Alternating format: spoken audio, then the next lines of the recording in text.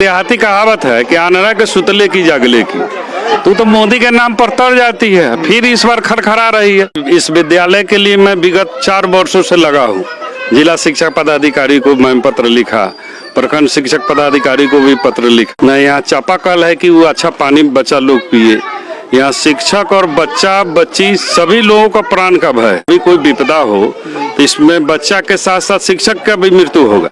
प्रखंड शिक्षा पदाधिकारी से मैं मौखिक फोन द्वारा भी किए तो वो बराबर बोलती थी, एक मैडम थी, कि मैं उस पर कार्रवाई कर रहा हूँ, लेकिन कार्रवाई के नाम पर जीरो। राम नरेश कुमार जी, आप यहाँ के एचएम हैं? जी नहीं तो ये देख रहे हैं कि यहाँ जमीन की कमी है जी। हम अधिकारी लोग से बात किए थे, इंजीनियर साहब भी बोले कि ना आवंटा आ रहा है तो हो जाएगा। किस समय मौत के मुंह में हम सब भी है, बच्चे तो है ही है, हम लोग भी है, इसका कौन देखने वाला हो। दिन में वीडियो साहब भी आए, वो लिख के गए हैं कि भवन जर्जर। बिहार में शायद लगता ही नहीं है कि आजादी के बाद ऐसा कोई विद्यालय जर्जर होगा। तो क्या लगता है आपको, बच्चों को तो पढ़ाना सुरक्षित है? नहीं, कहीं से सुरक्षित नहीं है। हम लोग अपना जान जोखिम में डाले हुए हैं और बच्चे जो है बालक भगवान है, इस सबको भी जोखिम में डाल के पढ़ाते हैं। क्या करें? 30 साल में कौन ऐसा आरसीसी महल है, बिल्डिंग है, भवन है जो टूट कर उसका रेत हाथ में आ जाए और गिरने के कगार पर हो? अर्चना, घर कहाँ है? कौन सी क्लास में पढ़ रही हो? चौथा। यहाँ पढ़ने आते हैं तो टीचर पढ़ाते हैं? और यहाँ के लिए खाने के लिए जो मिलता है, भोजन मिलता है आपको? टीचर कैसे हैं? पढ़ाई सही होता है? हिंदी, इंग्लिश, गणित। वीरेंद्र सर, आज बच्चों के लिए मिड डे मील में क्या पका रही हैं? बेर बनता है, आलू सोयाबीन के सब्जी, चावल। कल क्या बना था? कल बना है दाल भात सब्जी, आलू सलगम के। अच्छा, हर रोज पकता है कि नागा भी रहता है? कभी नहीं नागा करते हैं, हर दिन पकता है? हर दिन होता है। खाना बनाए तरह यही गिर गल देहे पर, ये गिर गया खाना बनाते हुए? हाँ, खाना बनावे तरह गिर गल तो कदे करूँ तो की कहला के दरद से 4 दिन 5 दिन तैयो खाना बनते रहली। नमस्कार, मैं साबिर अली खान, आप देख रहे हैं बदलता हिंदुस्तान न्यूज चैनल। अभी इस वक्त मैं बरगिनिया प्रखंड के मुसाचक मसाह आलम में मौजूद हूं और हमारे सामने देखेंगे एक सरकारी विद्यालय का भवन है जिसका हालात जो है जर्जर है और इसमें छोटे छोटे बच्चे पढ़ते हैं। ये जो भवन है कभी भी गिर सकता है। मैं पहले आपको दिखाऊंगा कि भवन के जो हालात है वो देखें। ये अंदर से ये रोड़ी निकल रहा है, देखेंगे अंदर से रोड़ी निकल रहा है।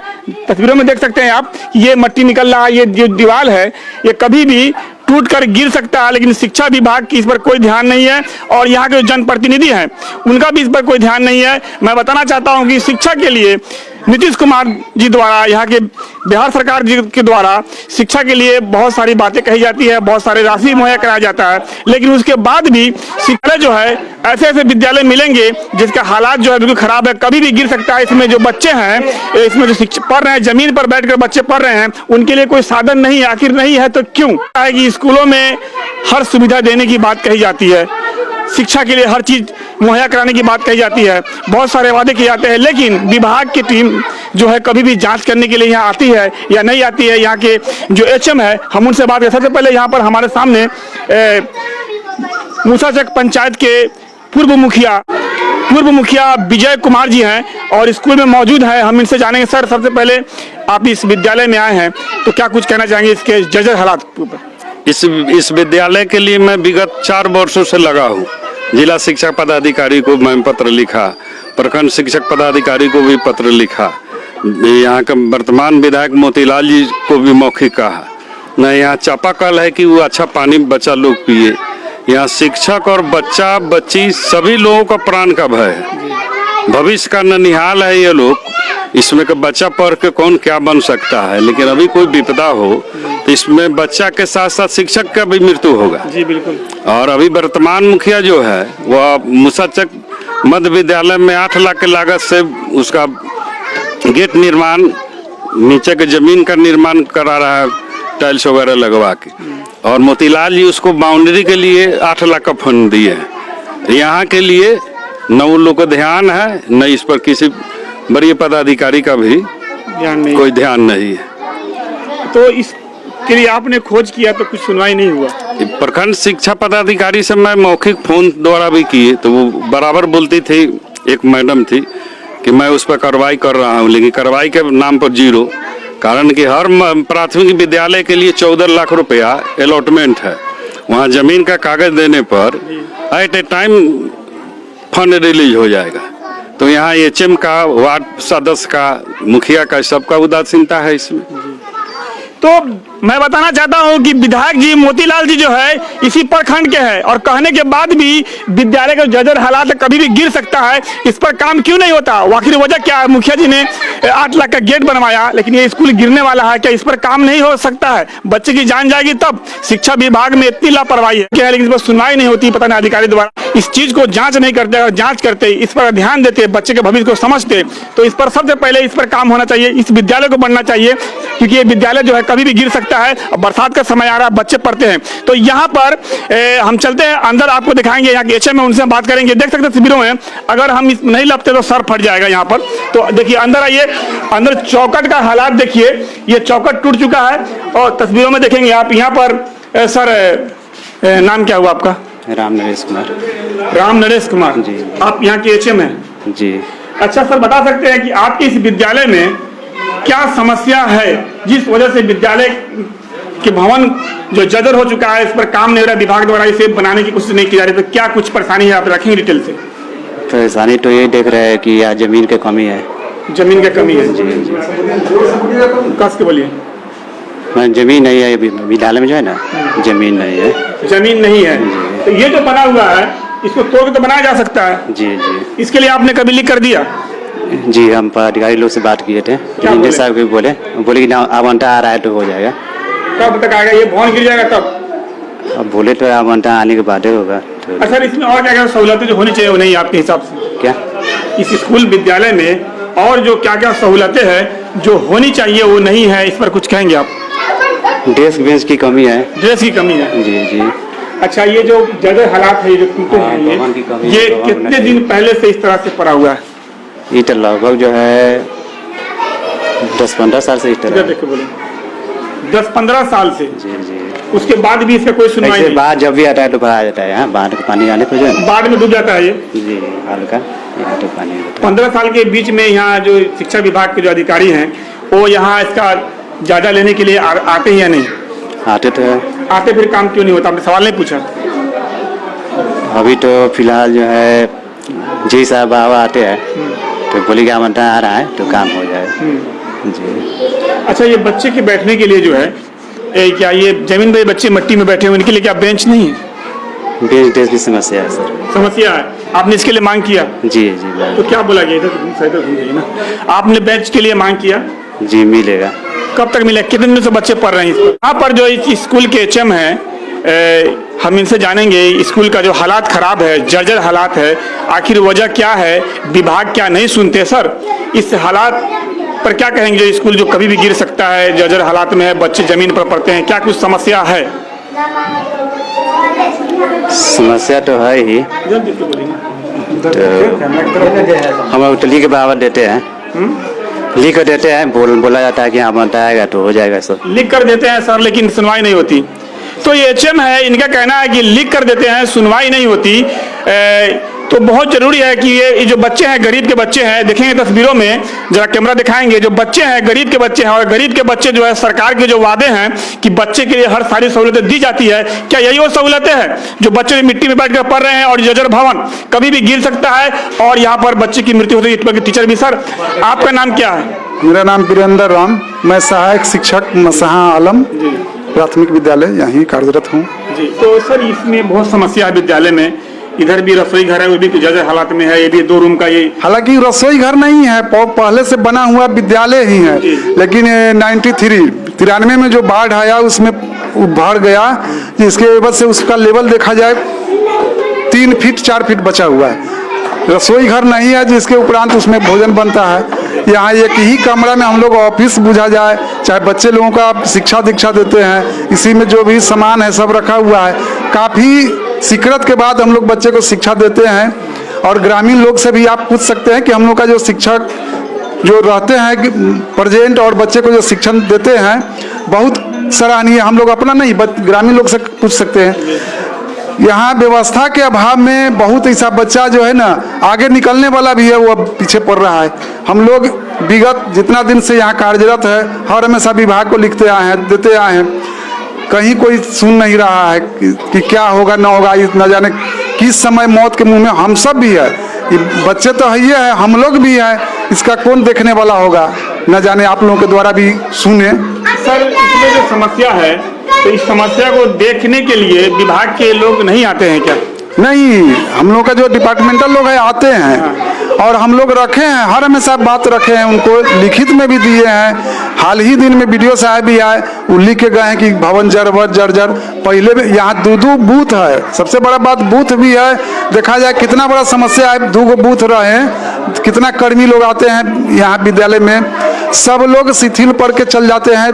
कि बिहार में शायद लगता ही नहीं है कि आज़ादी के बाद ऐसा कोई विद्यालय जर्जर होगा। तो क्या लगता है आपको, बच्चों को तो पढ़ाना सुरक्षित है? नहीं, कहीं से सुरक्षित नहीं है। हम लोग अपना जान जोखिम में डाले हुए हैं और बच्चे जो है बालक भगवान है, इस सबको भी जोखिम में डाल के पढ़ाते हैं। क्या करें, हम लोग का तो नौकरी है, चाहे बच्चे का जो ड्यूटी है। हम लोग आते हैं शैक्षणिक देते, बाढ़ के टाइम में इतना पानी रहता है फिर भी कछवाते हैं पानी, फिर जो है ना शिक्षा देखते हैं। शिक्षा मंत्री जी से क्या कहना चाहेंगे इस खराब हालात पे? इस पर तो उनसे मेरा हर हमेशा पहले आग्रह ही है कि जे अगर हम लोग का बात सुने, अविलंब यथाशीघ्र जो है ना भवन बनवावे। और बाढ़ग्रस्त जगह है, अगर भवन बने यहाँ के ग्रामीण लोगों का भी फायदा होगा। कौन सी गरीब बस्ती है, कभी आपदा आवे, प्रलयकारी बाढ़ आवे तो ऊपर दूसरी मंजिल हो तो वहाँ पर शरण ले। सरकार के द्वारा तरह तरह के मुहैया होता है, शरण ले। भवन रहेगा तब न शरण लेगा, यहाँ भवन है ही नहीं। वो अविलंब अगर देते हैं, पूरे गांव का सहयोग है कि यथाशीघ्र बनेगा। और बनवाने के लिए सब जनता भी है यहाँ उग्र है, लेकिन पैसा आवेगा तब ना। छोटा रकम की बात नहीं है कि गांव को लोग चंदा चाहे, हम लोग अपना से दे। हम लोग को अपना जो कुछ होता है थोड़ा मोड़ा लगाते हैं, लगाएंगे, इससे आगे कौन लगाएगा? सरकार के द्वारा। सरकार अपना जो है ना झूठों की शिक्षा व्यवस्था ठीक है, क्या ठीक रहेगा? कुछ नहीं है। जहाँ पड़ा हुआ है पड़ा है, कहीं कहीं करोड़ों अरबों को दे देते हैं व्यवस्था। यहाँ ऐसा ही पड़ा है, लाख मांग करते करते थक जाते हैं, कोई सुनने वाला नहीं है। कोई सुनने वाला नहीं है। नहीं, अभी तो सहायक शिक्षक हैं, इनका कहना है कि शिक्षा विभाग के लोग आते हैं, लेकिन आने के बाद भी इस भवन का निर्माण नहीं हो पा रहा है। विद्यालय जो जर्जर हालात में है, कभी भी दुर्घटना हो सकती, कभी भी अगर ये गिर जाए तो कितने बच्चे की जान जाएगी, ये तो आप वीडियो देख कर अंदाजा लगा सकते हैं। शिक्षा मंत्री जी, अगर सरकार के आपके तरफ से सारी चीज अगर मुहैया कराई जाती है तो इस स्कूल के साथ सौतेला व्यवहार क्यों? इस विद्यालय के साथ सौतेला व्यवहार क्यों? इस विद्यालय को जो सहूलत मिलनी चाहिए, भवन मिलना चाहिए और ये गरीब के बच्चे को अधिकार मिलना चाहिए कि यह एक टीचर है जो पढ़ाने के लिए सक्षम है, लेकिन हालात खराब है, डर कर आप रिस्क लेकर पढ़ाते हैं। तो हम चलते हैं यहाँ पर जो ग्रामीण है उनसे बात करने की कोशिश करते हैं, कुछ ग्रामीणों से। क्या नाम है आपका? राजेश कुमार गुप्ता। आप इसी गांव के हैं? हाँ, इसी गांव के। अच्छा, इस विद्यालय को लेकर क्या कुछ कहेंगे आप? विद्यालय के लिए है ना, कई बार कहे नहीं बन रहा है, सर को भी बोले से इसको लिए कोई फंड मंगवाइए। तो इससे पहले कुछ फंड भी आया था, पहले वार्ड थे सियाराम प्रसाद गुप्ता, तो कहे हम बनाएंगे, मास्टर साहब बोलते थे हम बनाएंगे, इसके लिए पैसा वापस चला गया।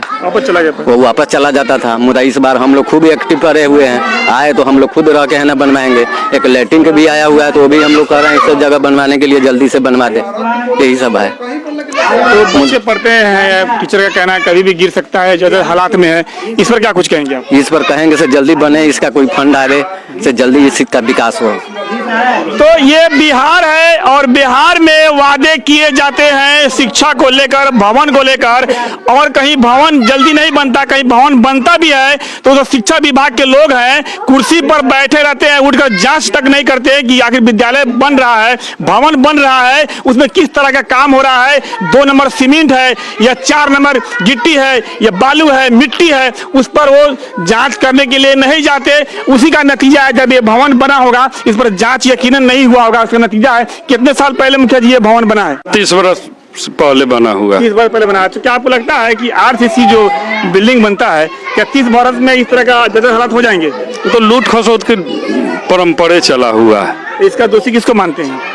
हम तो आम जनता को दोषी मानते हैं। आम जनता अगर जागरूक रहे तो कहाँ कुछ डिसडट होगा। और यहाँ जो क्षेत्रीय जो विधायक हैं, मंत्री हैं, उनके बारे में क्या कहेंगे?